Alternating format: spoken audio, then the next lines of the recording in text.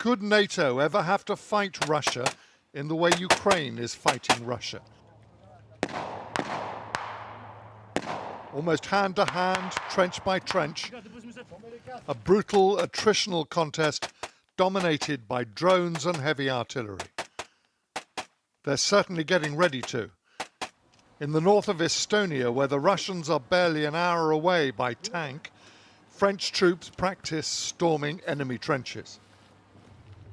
Alongside them, providing heavy armoured support, Challenger tanks of the Royal Tank Regiment, part of the 1,000-strong British force permanently based in Estonia. There was catching up to do.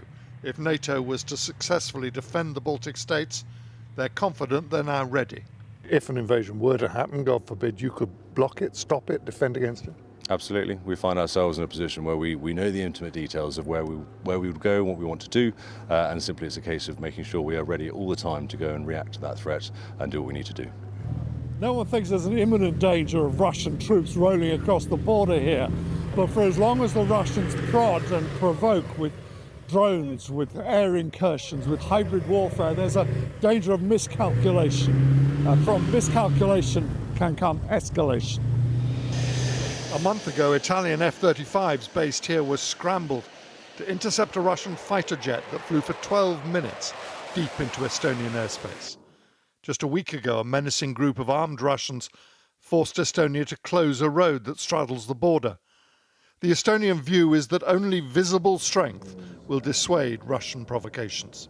In order for the Russians not to miscalculate, every one of these provocative steps need to be answered with clarity so that they would not miscalculate regarding NATO security, territorial integrity, or our willingness to, if necessary, use force to defend ourselves. And these NATO troops know the longer Ukraine stays in the fight against Russia, the more they are learning. The Ukrainians, by continuing to fight, are giving you time?